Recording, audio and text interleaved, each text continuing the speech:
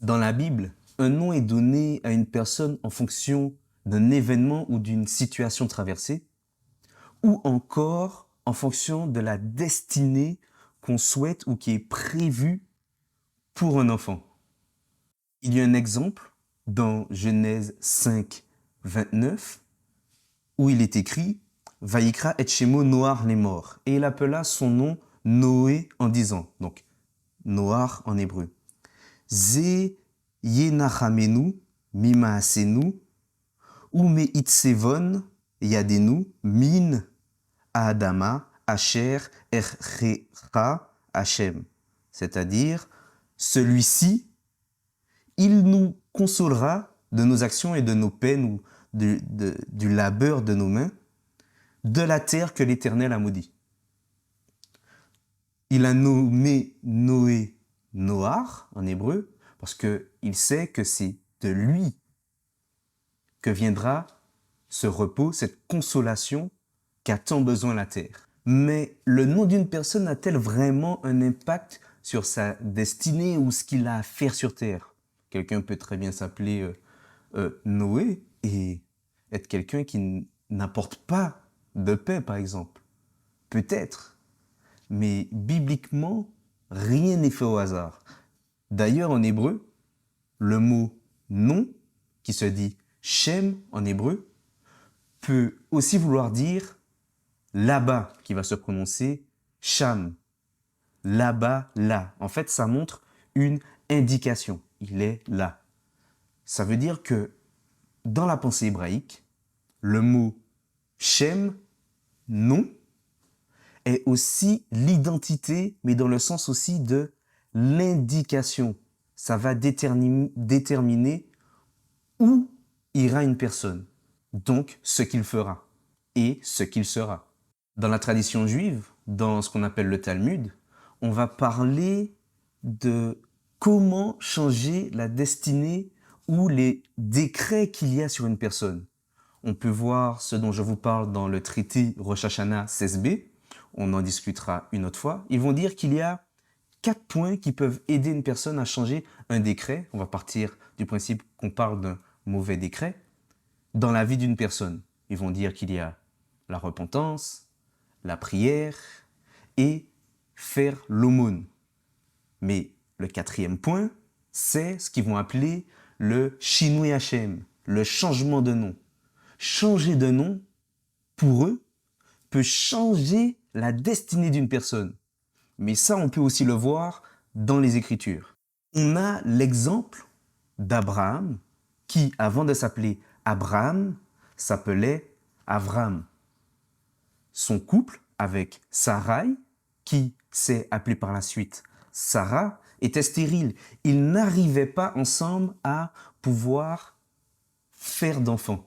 Or, Dieu leur avait dit, Dieu leur avait promis, il avait prophétisé qu'ils auraient un enfant et qu'il y aurait un enfant à travers eux deux. On peut voir les différentes promesses faites à Abraham dans le chapitre 12 du livre de la Genèse, 13, 14, 15, où Dieu dira qui sera l'héritier d'Abraham, c'est-à-dire que Abraham aura un héritier qui sortira de ses entrailles. Mais il y avait une sorte de questionnement. Sarai, sa femme, était stérile. Donc il y a eu toute une histoire que je vous invite à lire dans Genèse où Sarah a dit tiens, prends ma servante, comme ça tu pourras avoir un héritier. Mais c'est pas comme ça que Dieu avait prévu les choses. D'ailleurs, quand Dieu a promis à Abraham d'avoir un héritier, d'avoir une descendance, Dieu lui a promis cela quand il s'appelait Avram. Avram veut dire père élevé. Puis, afin qu'il y ait, on va dire, une réparation, réparation pourquoi? Parce que Sarah était stérile, elle ne pouvait pas enfanter. On va jusqu'à dire dans la tradition juive, c'est vraiment à prendre de manière allusive, que Sarah, en fait, elle n'avait pas de matrice. Et de plus, elle était vieille. Elle avait, on va dire, déjà atteint le stade où une femme, dans son horloge biologique, ne pouvait pas enfanter. Sarai, elle s'appelait Sarai, qui peut être traduit par ma princesse. Dieu, pour cela, qu'est-ce qu'il a fait? Pour changer leur destinée, a fait passer leur nom de Avram, c'est-à-dire père élevé, à Avraham, qui veut dire père d'une multitude. C'est différent. Et on passe de Sarai, à Sarah, ma princesse, à princesse.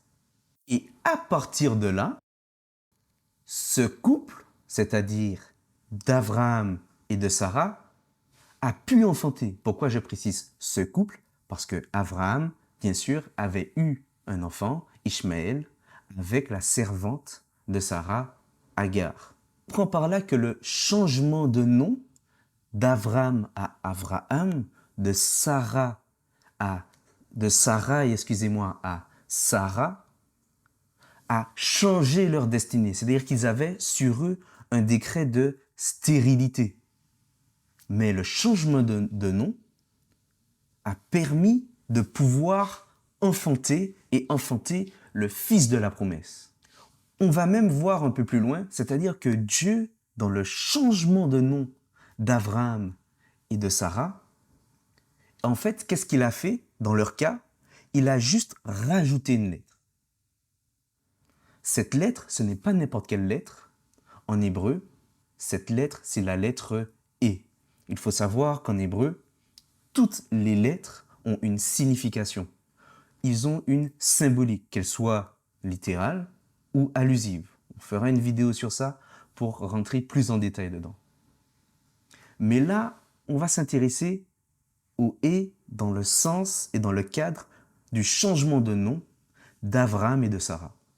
On avait parlé d'un des textes de la tradition juive qui s'appelle le Midrash. Le Midrash, ce sont des textes, en fait, des commentaires qui sont là pour donner, on va dire, une explication profonde ou plus poussée des Écritures. Le Midrash, Rabbah sur Genèse, au chapitre 12, 2, va faire un commentaire de Genèse 2.4. Genèse 2.4, c'est là qu'il est écrit « Ele toldot hashamaim ve'aretz be'ibaream » c'est-à-dire « Voici la généalogie des cieux et de la terre quand il les créa ». Le Midrash va dire Rabbi Pinras Bechem Rabbi Lévi, c'est-à-dire que Rabbi Pinras a dit au nom de Rabbi Lévi Be'ibaream, Be'eberaam. Ne lisez pas Be'ibaream, c'est-à-dire dans leur création, mais lisez Be'eberaam, c'est-à-dire dans le et, il les a créés. Mais pourquoi il dit de le lire non comme c'est écrit, mais d'une autre manière? Parce que dans le texte, je vais vous afficher un exemple. On voit dans les rouleaux de la Torah, donc le rouleau du livre de la Genèse en l'occurrence, que le mot Be'ibaream, qui veut dire il, quand il les créa, le et, la lettre et, est écrite beaucoup plus petite. Chez les Juifs, rien n'est fait au hasard. Dieu n'a pas permis que le texte soit écrit n'importe comment et sans aucune raison. S'il y a une lettre plus petite qu'une autre, une lettre plus grosse qu'une autre, c'est qu'il y a une explication et c'est qu'il y a une raison. Chose qu'on va développer aussi par la suite, vous verrez. Et il y a plein de mystères qu'on trouve dans les écritures hébraïques dans ce domaine-là. Il va dire, mais en gros, comme le « et » est écrit plus petit, c'est qu'il y a un message à comprendre. Ils disent peut-être qu'il ne faut pas le lire « Be'ibaream » comme quand il les créa, mais Be'ebaream, c'est-à-dire avec la lettre « et », il les créa. Mais il créa quoi? Les cieux et la terre. On va dire que Dieu a créé le monde par la lettre « et ». La lettre « et » représente le souffle de Dieu. Le souffle de Dieu qui a donné en fait vie à l'homme au final. Ce souffle est représenté par cette lettre. Dans ce même Midrash, ils vont faire un autre commentaire pour expliquer en quoi la création du monde est reliée avec Abraham. Donc, dans le Midrash Rabbah, Bereshit 12, 9, il sera écrit Amar Rabbi Yehoshua ben Korha, c'est-à-dire et Rabbi Yehoshua a dit, c'est un rabbi à eux de l'époque, Be Ibaream, Be Avraham, Bizrout Shel Avraham. C'est-à-dire, en gros, il est écrit Be Ibaream, mais il ne faut pas le lire Be Ibaream, mais Be Avraham, c'est-à-dire qu'ils vont utiliser une méthode d'interprétation. Je vous invite à aller voir notre vidéo sur les différentes méthodes d'interprétation existantes. C'est un extrait de notre webinaire. Une méthode d'interprétation qui permettra en fait, avec les mêmes lettres, on peut y voir d'autres mots, juste en déplaçant les lettres. Et en déplaçant les lettres de Be Ibaream, on peut faire Be Avraham, c'est-à-dire qu'on pourrait lire le texte, selon eux, dans leur méthode d'interprétation, et les Toldot Hashamaim Ve'aretz, Be Avraham. Voici la généalogie des cieux et la terre dans Avraham, donc c'est-à-dire par Avraham. En gros, la terre est là, ils ont dit à la fin, Bizrout Shel Avraham, grâce au mérite d'Abraham. Pour justifier cela, parce que vous pouvez me dire, c'est bizarre, c'est bien beau Kevin, mais est-ce que dans les Écritures, il y a d'autres choses qui prouvent ça? Parce que là, on est dans une méthode d'interprétation. Effectivement. Pour expliquer cela, ils vont prendre Néhémie 9, versets 6 et 7, où il sera écrit, nous allons décoder ensemble ce passage, donc Néhémie 9, 6, 7. Donc le Midrash continue et il dira Amar Rabbi Yehoshua ben Korha be Ibaream be Avraham, Bizrout Shel Avraham, Rabbi Azaria Amar al-Ada de Rabbi Yehoshua ben Korha. Et Rabbi Azaria, un rabbi à eux, a dit au sujet de cette parole de Rabbi Yehoshua ben Korha, c'est-à-dire ce qui a été dit avant, qu'en fait c'est lié avec Néhémie 9.6, où il est dit Ata ou Adonai levadecha, Ata asita vegomer, etc. Ils disent tu es lui l'Éternel, toi seul, toi tu as fait toutes ces choses. En fait, le verset de Néhémie, si vous le prenez, il va continuer à dire tu as fait toutes ces choses, les cieux des cieux, etc., etc. Vérol Asher Bahem, et tout ce qu'il y a en elle, dans les eaux, et tout, c'est Dieu qui a fait tout cela. Kol Aonekim Azé Bishvilma. Et ensuite, il va dire, mais pourquoi toute cette peine? À quoi ça sert? Pourquoi toute cette peine? Mais pourquoi tout ça là? Pourquoi tout ce travail, en fait? Bishvil, et il va continuer, c'est par rapport au reste, c'est-à-dire Néhémie 9, 7. Ata ou Adonai Elohim Asher Bararta Be Avram.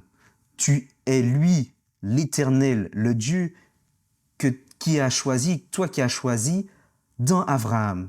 Ve'otsi to, et tu l'as fait sortir, mais Ur Kasdim, dur en Chaldée, Ve'samta Shemo Avraham. Et tu as mis son nom Avraham. Donc là, c'est quoi? Ils sont en fait, dans le passage de Néhémie 9, 7, en train de faire le parallèle entre la création du monde et le fait qu'Avraham soit passé d'Avram à Abraham. Et là, les chercheurs, les sages et les savants juifs de l'époque ont compris, en fait, Dieu a créé le monde afin que le monde qu'il désire soit fait en Abraham, qui lui-même est sorti d'un monde pour en fait en créer un autre. C'est-à-dire, si Dieu a décidé de changer le nom d'Avraham en Avraham et d'avoir mis cette lettre précise, c'est-à-dire la lettre E, le souffle, mais en fait, le souffle de quoi? Le souffle qui crée un nouveau monde.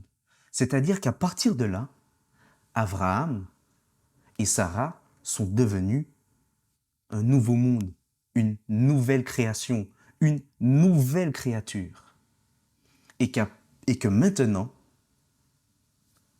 le monde que Dieu veut est créé à travers eux. C'est pourquoi on voit dans les évangiles qu'on est souvent associé à Abraham, qu'on parle de lui comme étant le père dans la foi. notamment dans Galates 3,29, il sera écrit « Et si vous êtes à Christ, vous êtes donc la postérité d'Abraham, héritier selon la promesse. » Voici un des mystères, car nous ne pouvons pas tout dire en une fois, et il y a tellement de choses, du rajout et du changement de nom dans la Bible.